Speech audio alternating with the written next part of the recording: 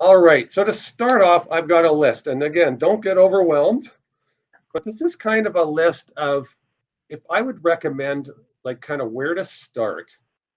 I would start with this list, particularly for those who are joining the Christmas bird count. So you might be surprised to see the crow and the raven at the top. Um, but we're going to work our way kind of through the list and add a few along the way. But if you want to go back and kind of review where should I start, this is where I kind of recommend. So we'll go through that. I'm not going to read through the list. We're going to kind of visually go through it. And then I have a list of birds that I would recommend that people know by sound. One of the things that I learned, I don't know, maybe about 10 years into my hobby was that if you can learn some of the sounds of some of the birds, it makes identification way easier. In fact, there's some birds that can only be really told apart by sound. And I'm going to give you some tips today to how to tell apart some of the more common winter birds. So if you see a woodpecker and it's really far away and can't get your binoculars on it, you might still be able to identify it. So, and I'll show you a couple of cool websites that can help you with that. We're also going to take a look at some owls. Owls are kind of popular members of the bird family. Here's just kind of a summary of some of the ones that you can usually find in Manitoba in the winter. And again, I've got some pictures. We'll take a look at those in more detail. So let's start off with some of what some people might consider some of the more boring birds. They're all black. They eat garbage. They wake us up in the morning when we're camping, but they're God's creatures too. So the raven and the crow, the big way to tell them apart is by size, but that's not terribly helpful if they're 150 feet up in the air, right?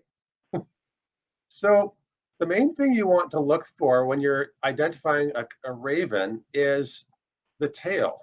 If you take a look at the tail here, so the main thing with the crow is it's got a kind of a diamond-shaped end to the tail, and you're not always going to see that. But if you do see it, you know it's a raven. Now, again, if you are able to see a bird close up, and if it's absolutely huge, you almost wonder if it's an eagle. It's also going to be a raven because ravens are about 1.5 meters across, and crows are about half of that. And you'll notice they have more of a fan sort of tail. So when you get the opportunity to see them, to see the tail, just look for the tail and you can tell them apart. Now, in terms of telling them apart by sound, ravens are raspy, kind of like a, oh, oh, oh, and crows are the typical caw, caw, caw. Those are usually the calls that they make. Sometimes the calls are kind of hard to tell apart, but if you get a really clear croaking, it's a raven, and if you get a really clear caw, caw, it's a crow. So again, if you can't see the tail, but you can kind of hear their sound, that helps. The other thing I've found too is that ravens usually soar more and have a slower wing beat, and crows can usually fly pretty fast, like a rapid wing beat. So those are some features that kind of help tell them apart. Here is another pair of birds that people often have difficulty telling apart, and even I do from time to time, because you can't always see all the features clearly. So it's the hairy woodpecker and the downy woodpecker. And these are the ones that will visit your feeders in Winnipeg and actually pretty much anywhere. They look really, really similar. You've got a hairy woodpecker on the left here and a downy on the right. The big difference is their size. And I tried to, basically a hairy is kind of like a robin size, and a downy is kind of like a sparrow, but a little bit bigger. Um, but again, if they're at 150 feet away, it's kind of hard to tell. So another way that people often look at it, let's see if you can see here. This slide's maybe a little better. If you take a look at the hairy woodpecker, from the tip of the beak to the base, that's the length of that beak is similar in size to the width of the head. All right. Or if you take a look at the downy here, his beak here is only about 1/3 of the width of the head. So if you're able to look at build proportions, that's usually the best way to do it. But again, if you get close up and you can see, hey, this thing's just a little bit bigger than a sparrow, that's going to be a downy woodpecker. If it's about the size of a robin or a blue jay, it's going to be a hairy. But every once in a while, you get these birds where it's like, oh, it's kind of between the size of a sparrow and a blue jay. What do I do?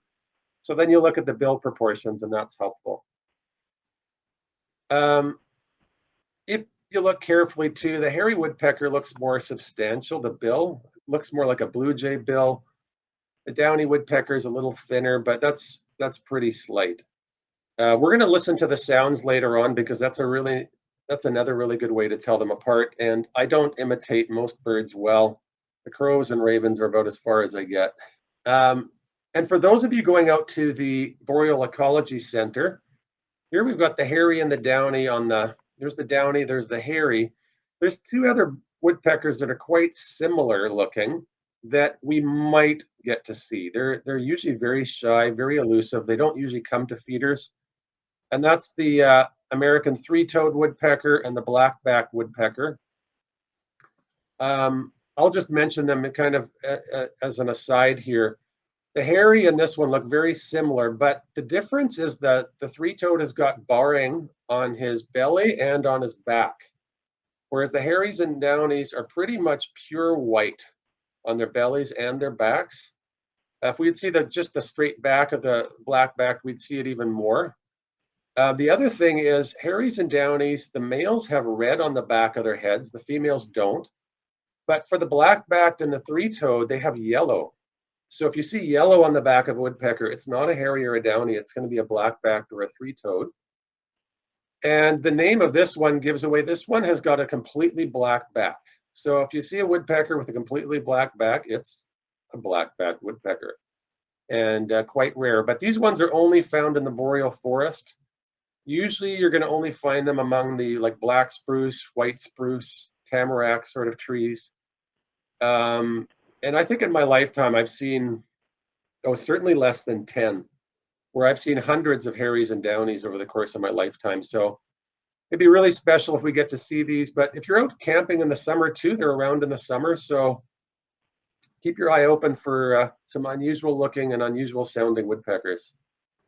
Okay, two other friends. Now, I think most of us have come across chickadees before, black-capped chickadees. They're the only one we're going to see in Winnipeg. So if you've seen a chickadee in Winnipeg, it's going to be a black-capped chickadee.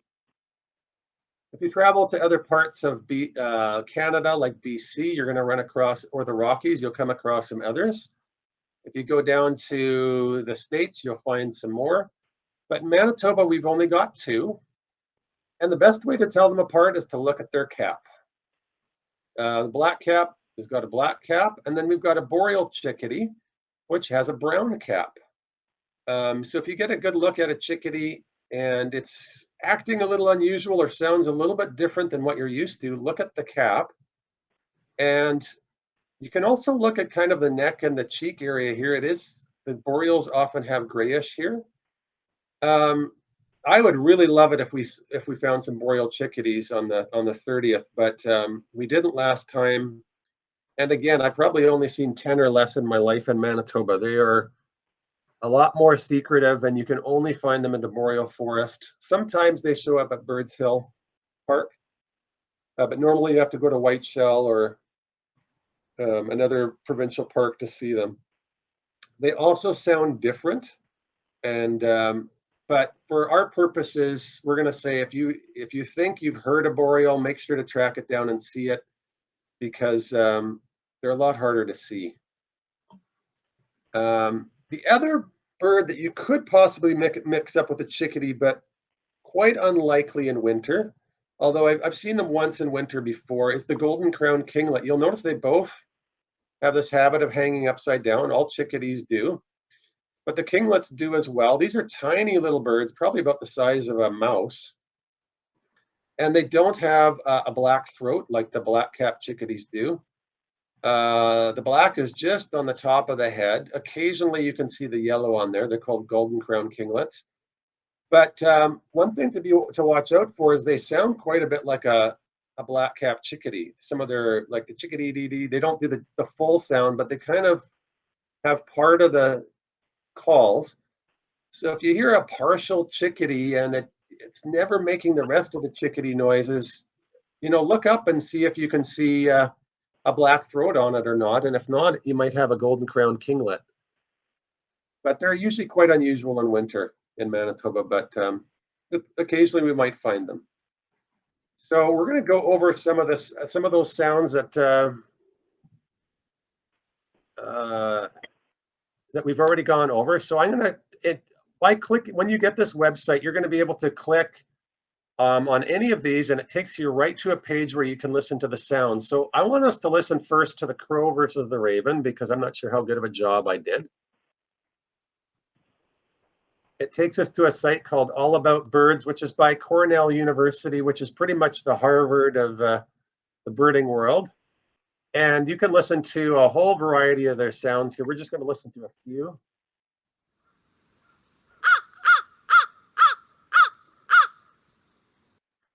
So there's the crow. Now I'm going to take you to the raven.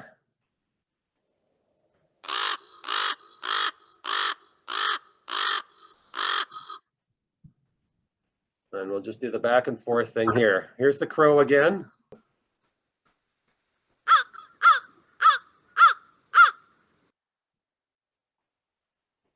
And the raven.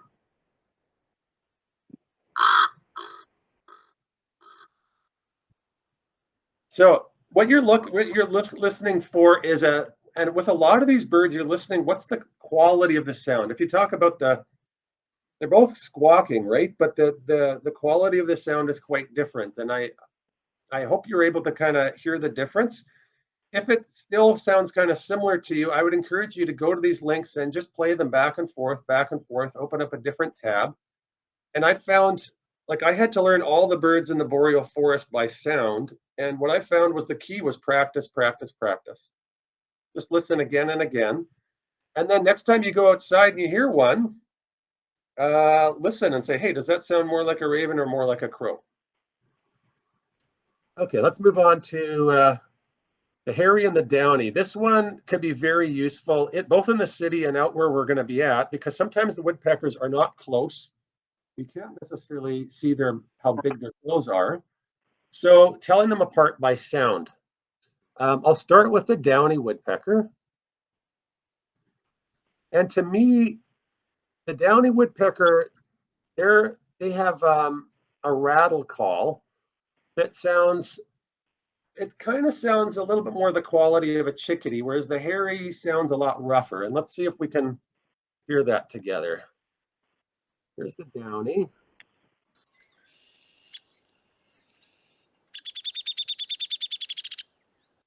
So that's the downy woodpecker. I'm going to try to load the hairy now. You can see the big bill on the hairy. We're going to go to the calls here.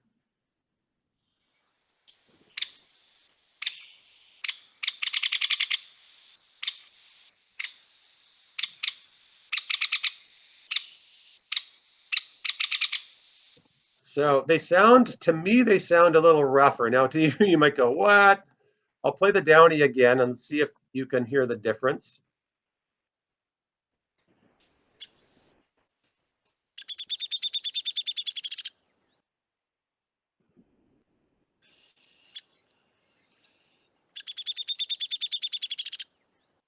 That's the downy, and one more time the hairy.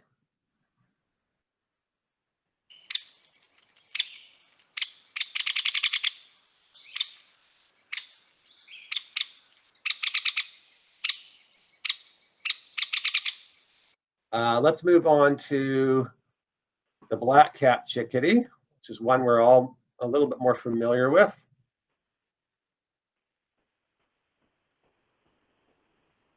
And the chickadees actually have a variety of calls, but I'm just going to play them for review.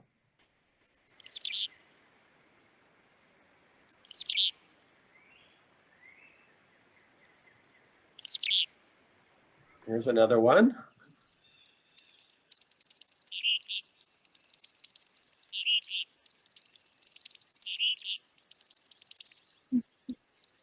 And another one. This is the one we're more used to, I think.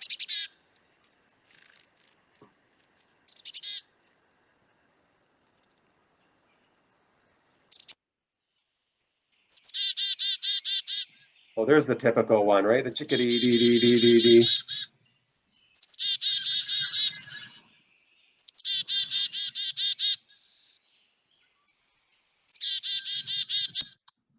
The boreal, and they're a little bit different. And again, if you're in the city, you don't need to worry about that. Even for the Christmas bird count, I don't think we're going to come across them, but we might. So let's see if you can hear a difference in terms of. Don't worry about the number of notes they make, but listen to the pitch and see if it sounds different to you.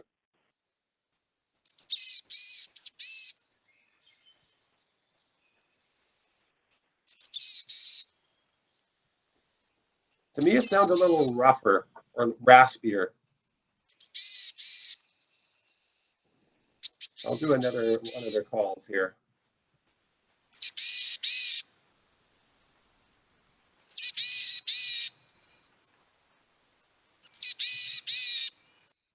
So maybe think of a black-capped chickadee with a sore throat. All right, let's move on. That's enough sounds for now. I'll maybe play some more a little bit later. Another bird to be familiar with is pigeons. Rock pigeons, sometimes they've been called rock doves. These are the ones we see under train bridges, downtown, on top of farmers' silos, things like that. You see them lots in Winnipeg. We'll probably see them around farmyards. If there's any farmyards, we might see them. Sometimes you might just see them flying in the air like shown. So um, if you're out and about the next couple of weeks and you're participating in the Christmas bird count, look up at the pigeons, study how they fly so that if you see them out suddenly on the highway somewhere, we can mark them down as well. But you'll notice they come in a whole variety, everything from pure white to dark to everything in between. Another one to be familiar with is starlings. These ones, again, they're mostly around buildings. So both rock doves and starlings love people in their buildings. Starlings, the way they look is the plumage can vary quite a bit. Here they're kind of dark with white spots, and here they're kind of they get a yellow bill more in the summertime. You might see birds everywhere in between in winter. Often they're perching on wires. I don't have a picture here, but one way to tell them that it's a starling is they've got very, very pointed wings, almost like a swallow. And they like to flock together in big groups a lot of the time. So if you see kind of blackish birds flying in a group, they often fly in synchrony, kind of, flying together. It's probably a starling. And honestly, out in the forest, there's not too much else that's like them. So we'll probably come across a few, maybe not. What's really neat about starlings too is they can imitate almost any bird on the planet, I'm guessing. So I've heard them imitate ducks, killdeers, robins, house finches, all kinds of things. They're fun little guys. I find these three birds extremely fun because of their behavior. These are the ones that often will climb the trunks of trees, right? And they'll kind of go up and down. They sound funny, especially the two nuthatches there, the red-breasted and the white-breasted. And they often visit feeders. The white-breasted are the ones we see more often in Winnipeg, but the red-breasted you can also see in Winnipeg as well.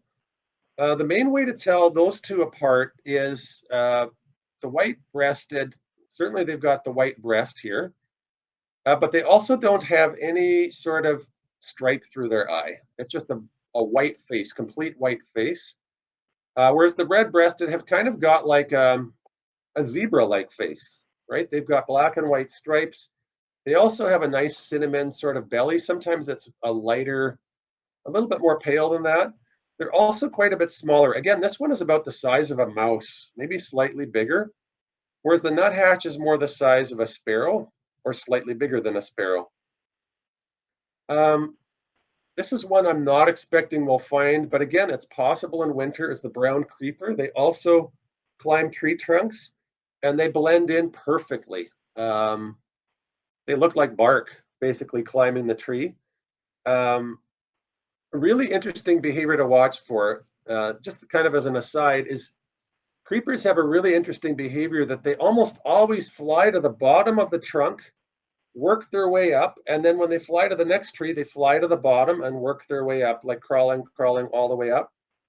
They also don't sound like nuthatches. They've got a really high pitched kind of little, you almost can't hear it. Whereas the nuthatches are like the So these ones are also good birds to kind of be able to tell apart as well. Um, two other birds to be able to tell apart. If you've been discouraged so far because, oh, these birds sound alike, they look alike, this one's a bit easier. Blue jay versus Canada jay. Um, Canada jays used to be called gray jays. That made identification a lot simpler, but basically, gray jays are gray. Oops. And they don't have a crest. Blue jays are grayish, but they also have blue, right? They also have this nice black collar that extends around their head. The gray jays don't. Now, if you're if we're really lucky or blessed, we might have a problem when we're doing the Christmas bird count, or even in Winnipeg occasionally. You might get visited by a northern shrike, and they actually do look quite similar to a gray jay. But the main difference is these guys have got like a raccoon sort of bandit-like mask. And they've also, the wings are quite black. You'll notice on the gray jay, it's just kind of a slightly darker. But these guys, it's a kind of a very distinct raccoon-like mask. Um, these are songbirds. Shrikes are songbirds, but they are predators as well. They hunt chickadees and nuthatches and will try to eat them. So I know at my dad's feeder in St. Vital, um, suddenly all of the birds will disappear, and you see the shrike show up, like suddenly sit on the fence post or something like that, around looking for birds. And my dad's even seen it chase them into the cedar bushes and kind of circling around the cedar bushes, trying to eat them.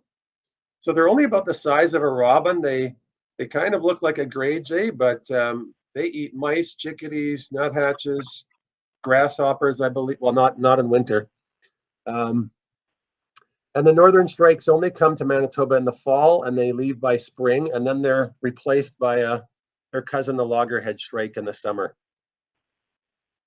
So I think last time we did a Christmas bird count at the Boreal Ecology Center, Susan's team actually found two shrikes that were actually close to the lodge. So when we go out on the highways or close to the lodge, look out for kind of a robin-sized bird that's gray. They often will perch on top of a bush or on top of a wire, on top of a tree. They like top perches because I think they're scanning for food. The gray jays, in contrast, and actually shrikes will fly quite quickly. Gray jays often travel in groups, although not always. They're very noisy. They'll usually be making squawking sort of noises, and they have a slow flight. Like it's almost like they could fly faster, but they're choosing to kind of slowly glide through the forest. So look for the bird's behavior as well. If it flies fast, it's a shrike. If it flies kind of slow and glidey, it's going to be a gray jay. And another thing, gray jays, you almost never see them in Winnipeg. I've seen them once. One winter, I shouldn't say once. One winter, there was gray jays showing up in Winnipeg, but it was like the first time in 20 years, and probably been 15 or 20 years since. And they, for whatever reason, they avoid the city. I'm going to just go back to the sounds again, and I'm going to play you the blue jay versus the Canada jay. So I think most of us are used to the blue jay calls, but I'll play a few just for reference.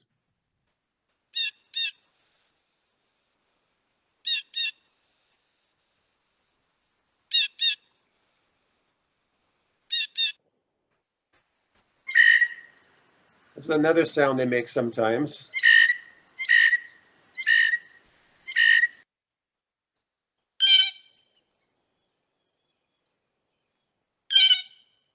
And another one. So that's the blue jay. I will find the gray jay here now, or Canada jay. They make a whole variety of sounds. Some of them almost sound like, kind of remind me of monkeys a little bit. Um, I'll play a few of their sounds here.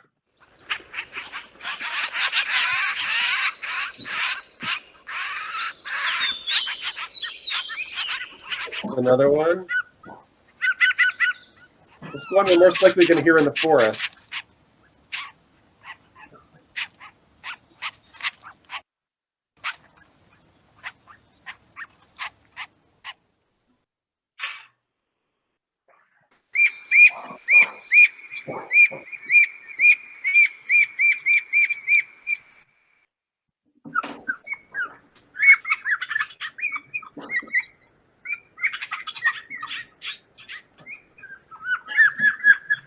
So that's the gray jay or Canada jay. I'll just play the blue jay one more time.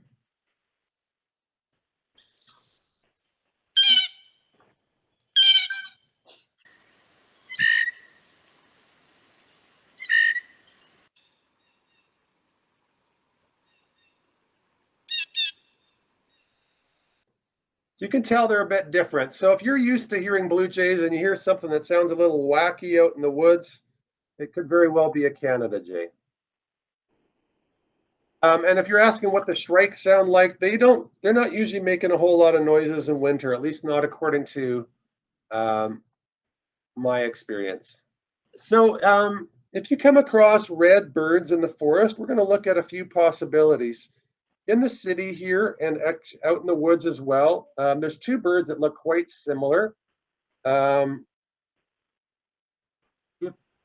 don't worry if you can't tell these ones apart. When we're out in the Boreal Ecology Center, it's going to be primarily purple finches.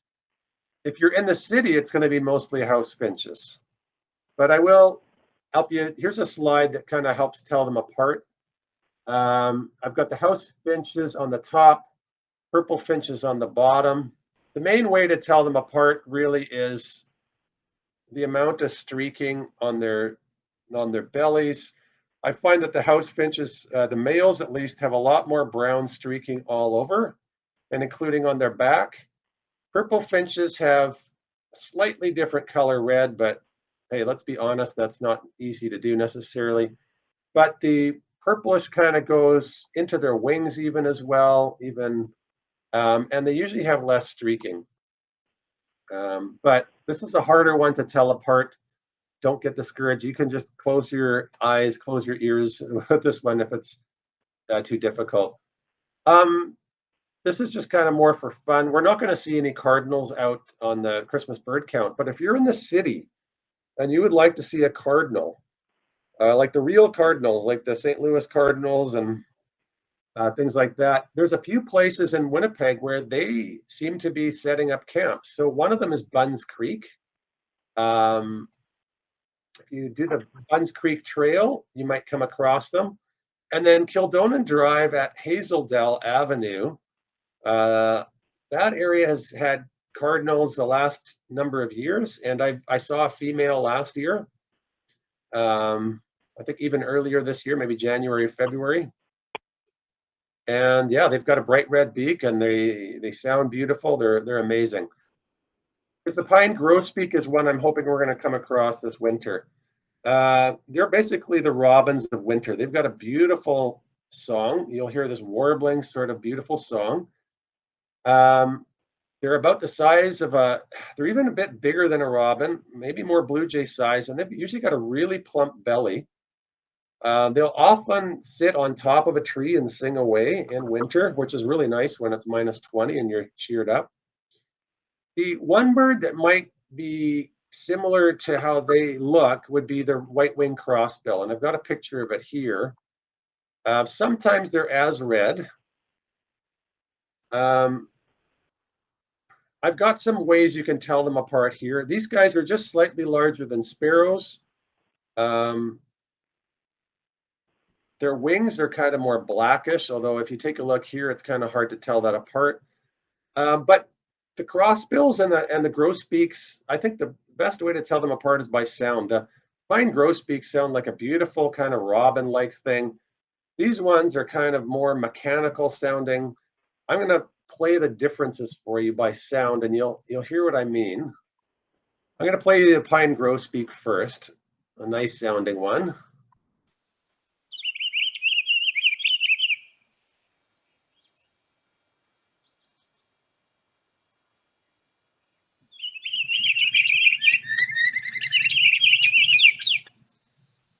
Like really quite pretty.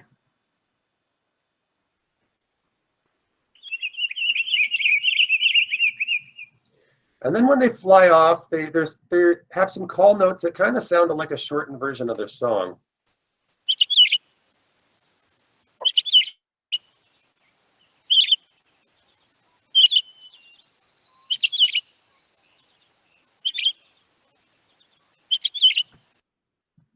All right, so that's the pine grosbeak. Now I'm going to play for you the white-winged crossbill. This one to me sounds a lot more robotic or mechanical sounding.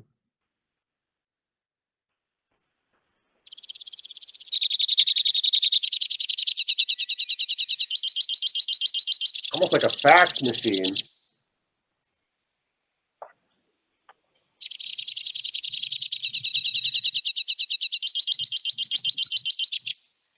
And then when they fly away, it sounds same sort of quality, kind of more fax-like.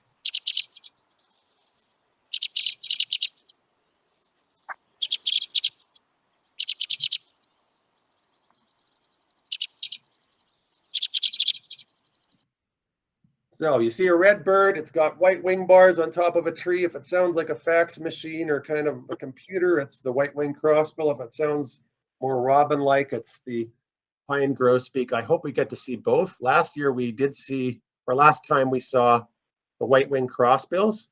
If you get a really nice look at them, you'll notice that their bills are actually twisted, like crossed, and that helps them open up pine cones. So that they're usually on the top of a spruce tree or something.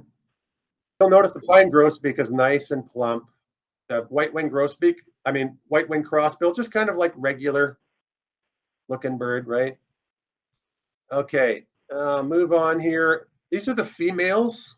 There we go. So they're kind of the females are more olive colored, but the females are just as chunky as the males for the pine grosbeaks. You can see the really pointy, twisted beak here. Both birds kind of come in flocks, but yeah, because both are kind of noisy, you listen for, is it robin-like or is it fax-like? There is another type of crossbill. I'm not going to get into the sounds for those ones, but basically the white wings have white patches on their wings and the red ones don't. And that's how you tell them apart. And we actually saw both species last Christmas count at the Arasha Center. Both of them were on the ground, so it was really neat. And there again, there's a comparison if you want to see them side by side. Crossbills do show up in Winnipeg as well. They've been reported already this fall, so keep your eyes open, especially at the top of spruce trees. They'll be farming those pine cones for seeds. Okay, some other winter birds that are often visit feeders are redpolls. Honestly, you're mostly going to be seeing the common redpoll. The main way to tell these guys apart is they've got not apart from each other, but from any other bird, is they have a black little chin and then a red little cap. They're redpolls, so they've got this red cap, black chin. It makes it a redpoll. There's nothing else like it. There are two types, but 99% are going to be this type. For the enthusiasts, if you're going to see a hoary redpoll and properly identify it, they have very little streaking. The males have a slight wash of pink, like we're talking very, very pale, like rose petal sort of pink, whereas the males on the common redpolls are more like a blush or like a lipstick sort of color. But if you're going to identify these for the Christmas bird count, you'd need to very carefully identify the color of pink, the streaking. You want to look at the rump. That's the area just above the tail. It shouldn't have any streaking on it. I found that when I've identified a hoary redpoll in the past, it's taken me 5 to 10 minutes to just, okay, am I sure this is a hoary redpoll? But the nice thing for the Christmas bird count is if we have two birds that are similar, we can just write it down as a redpoll. If we don't know which one it is, you can just put redpoll, and it counts towards the Christmas bird count, no problem. The same thing with the hairy and the downy woodpecker. So if you can't tell those apart, you can put hairy/downy woodpecker. It counts. It's still a living, breathing bird, so we can put it down. Oh, okay. Telling the redpolls apart from the purple and the house finches. Again, look for the black thing underneath the beak. They actually have a yellow beak as well. I didn't mention that before, but if you see the black under there, that's how to tell these apart from the purple finch or the house finch. All right, two other quite different birds that are easier to tell apart are the Bohemian versus the cedar waxwing. These are birds that visit the berry bushes. So they're not visiting your feeder so much as they're visiting like a crabapple tree or an ornamental cherry tree. They often, almost always come in flocks of like 5 to 10 to 100 at a time. They're extremely noisy. I should have had their bird calls. If you go to those websites, type in Bohemian waxwing, and they're just really noisy. Kind of got a thin whistle sort of call that they make. The main way to tell these apart is Bohemians have a rusty red underneath their tail, and the cedars don't. They might be yellowish, they might be kind of plain. If you look carefully, you'll notice Bohemians also have white on their wings and actually red as well. Some nice spots, whereas there's no white or yellow on the wings of the cedar waxwing. But otherwise, if you look at their heads, they look kind of similar. So with these ones, you look under their tails. And that's usually fairly easy to do because they're gorging themselves on these berries and they're kind of flying, they're changing positions. Sometimes you'll get a flock that has both kinds in it. So if you see one Bohemian, don't assume they're all. But if you've counted 5 or 6 and they all look like they're Bohemian, they're most likely all Bohemian waxwings. Just for information purposes, Bohemians are only really around from October until May. They're not here in the summer. Cedars can be here all year, but they're more common in spring, summer, and early fall. All right, if we get to see these, I would be really thrilled. Some years they're quite common, some years they're completely not present. Evening grosbeaks, they're about the size of a robin. They've got this huge beak. The males are this beautiful, beautiful yellow, and they've got the nice black and white wings. Gorgeous birds. They usually come in flocks. Honestly, you can't really, if you see some bright yellow birds in winter, it's going to be these guys. The only other one, I guess you do have to watch out for the cedar waxwings, but you'll notice these aren't super yellow. And they have that crest on the head. But okay, some small little guys that have a little bit of yellow on them are pine siskins. You might see them on feeders. Look for guys with yellow on the wings, brown stripes. They're tiny, about the size of a small sparrow. They're often quite tame. Like my dad has them at his feeder, and he's able to walk within 3 or 4 feet of them, and sometimes they don't even flush away. We might come across a goldfinch in winter. That's what they look like, but quite unlikely. And I do have a comparison between the female evening grosbeak and the goldfinch. But honestly, the grosbeak is about the size of a robin, has a huge beak. This one's got a tiny beak and is about the size of a small sparrow. So I don't think we'll probably be able to mix those up. But it's interesting how similar their bodies look in terms of coloration. Sometimes at a feeder, you see a guy with a bunch of streaks. Okay, how do I tell a redpoll apart from a siskin? Again, you look for the black chin, the red on top. The siskin doesn't have either of those and has yellow on the wings. This one doesn't. But otherwise, like just at a quick glance, right? If you just look at their bodies, they look quite similar. So take a look closely. Another bird that you can come across in Winnipeg and out in the forest is juncos. This is what they look like. There's nothing else that looks terribly much like them. People love owls, and there's no wonder why. If you come across an owl, it's always exciting. So some of the owls you can come across and how to tell them apart. Great horned owls are huge. They're like an eagle size. I just saw one the other day.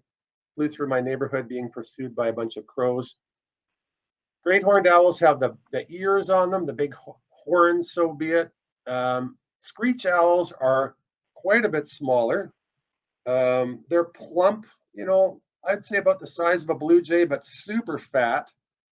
But great horned owls are about the size of a raven, right? So you see crows chasing something that's quite a bit bigger than it.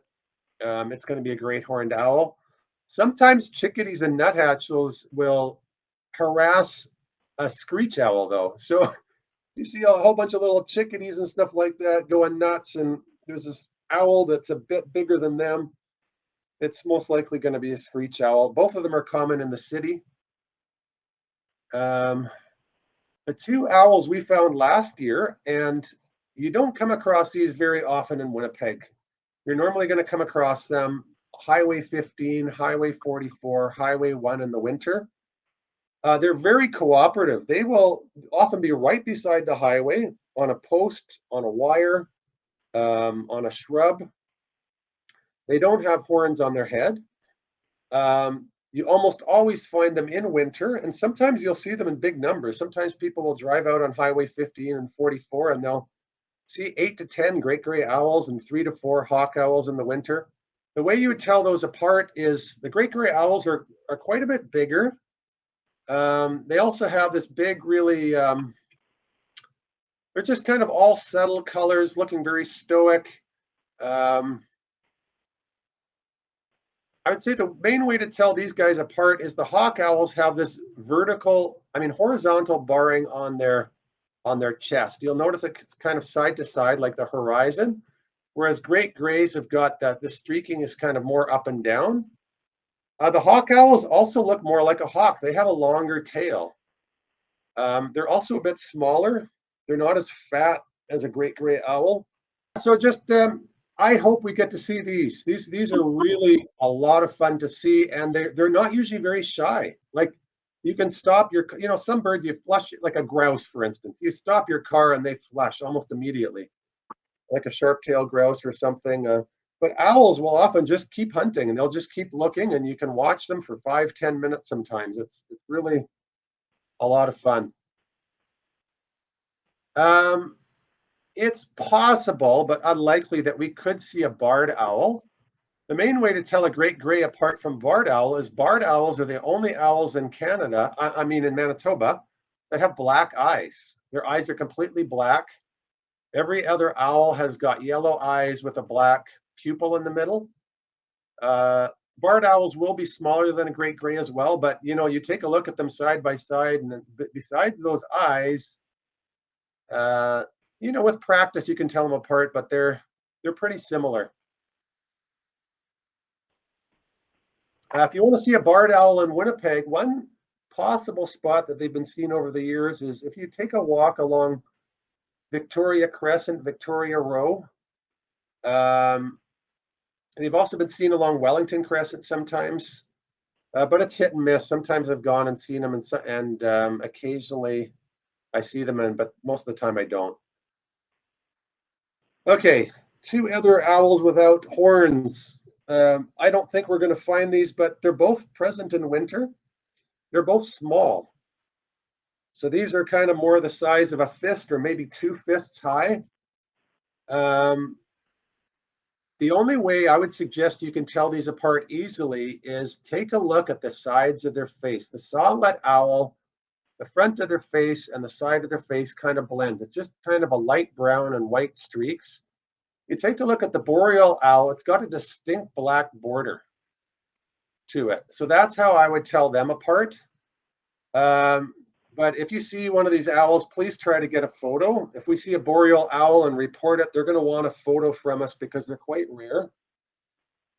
The saw-whets are a lot more common, but they're cute. They're really, really cute. I've only seen one saw-whet in my life. They're actually quite common, but I just haven't found them Um, Snowy owls, I don't think we're going to see them. Not on the Christmas bird count. If you're going down Highway 1, though, and you're near Deacon's Corner, they're more present in farm country. So if you see a white blob on the field, stop and take a look. It might be a snowy owl. Like the last winter, I went out and saw some, and they literally looked like a big hunk of ice on the field, not necessarily moving. And then all of a sudden you take a look and, whoa, that thing is moving. And whoops, it's got yellow eyes. I have the gyrfalcon on here more as a novelty. If you see a white gyrfalcon, it's like you've won the lottery in Manitoba. They're normally in the high Arctic. We're not usually going to get them here, but they do look similar to a snowy owl. But these gyrfalcons are going to be fast. Falcons are fast. They've got really rapid wing beats. You're not likely going to see one, but just in case, you can see here. They also have black eyes. The owls have got the yellow eyes, small heads. And gyrfalcons are seen in Manitoba in the winter, but they're usually gray or brown. Okay, a few birds that we are more likely going to see. If you were out, some of us might have some transects that are out in the fields. Or if you're driving, if you're not participating in the Christmas bird count, but you're driving in southern Manitoba, you can come across both of these birds in wintertime. Sharp-tailed grouse, they've got that sharp tail. And if you look at the gray partridge, they've got a nice wide orangish or rusty kind of tail when they fly. They both come in large flocks. If you hear them, the gray partridges have kind of got this screechy, almost like fingernails on a chalkboard. Not quite. I'll play their sounds because you'll see what I mean when I play it. And the reason why I'm mentioning it is when I've come across a flock or flushed a flock of gray partridges, they often will make sounds. So it's helpful to know. Oh, where is it here? Oh, here we go. Calls.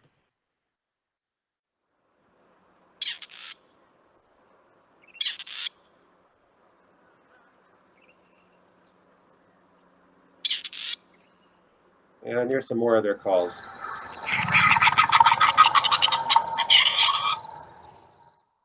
Just kind of a rough,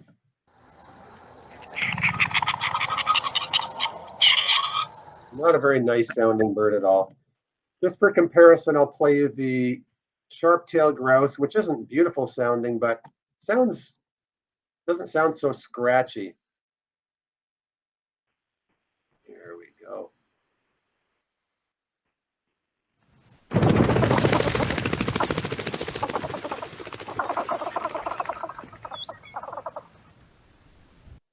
So it's not scratchy at all. So if you hear something that kind of grating, scratchy, and it's some grouse, you've got yourself some gray partridges. They used to be called Hungarian partridges. Sharp-tailed grouse, if you get a look at them and they're not making noises, gray partridges have got the orange on the face and on the tail, and they've got this really distinct sort of, 5 or 6 bars on the side, but the rest of them is kind of grayish. If you take a look at the sharp-tailed grouse, this is one that people will often call a prairie chicken. There's actually a bird called the prairie chicken. They're extinct in Manitoba, but these are basically these are our prairie chickens. They're called sharp-tailed grouse, and they can sometimes be in trees, not always on the ground. And they've just kind of got more of a bunch of spots or kind of crescents on their chest, kind of brownish, whitish all over. Their face doesn't have any of that orange. Now here you got them at a distance. Now, honestly, if I've got these through the binoculars, I'm going to have a hard time telling these apart. So again, if we see some and we can't tell what they are, don't sweat it. We'll put, partridge grouse species and we're good to go. But if they flush, listen to see if they're really squawky. A few more chicken-like birds are the ruffed grouse versus the spruce grouse. I looked at eBird recently, and I've noticed that both of them are in the area. So the main thing we're looking at is ruffed grouse have got a lighter tail with a dark band on the end. That's really, so when if you see a grouse, look for the tail.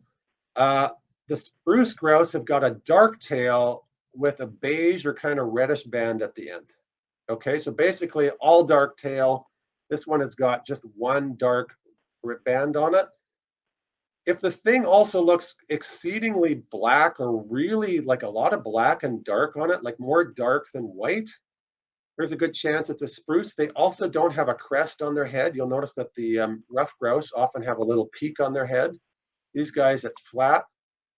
You may not see any red on the male here, but the last time I saw a spruce grouse, a male, it was a male, it reminded me of a penguin because in some ways it shouldn't, but it was just like I was kind of struck by how black and white it was. Whereas when I come across a rough grouse, they're usually brownish or grayish, whereas the spruce grouse are like quite dark. And the spruce grouse, surprise, surprise, hang around spruce more. So you're not going to see spruce grouse too much in an aspen stand. You're not going to ever come across them in the city. Actually, both of these you won't come across in the city. But if you're in a place with a lot of Christmas trees, in other words, the spruce specifically, maybe tamarack, and a grouse comes out, there's a possibility it could be a ruffed or a spruce. So then look at how dark it is, look at the tail, and you can maybe tell them apart. And here I've got the pictures. Again, here they don't look quite as black, but you'll notice the tummy is like, it's quite dark on this one, just an overall dark appearance. And here, right, the tail really sticks out. You can see that band on the tail quite a bit. And that's all the birds.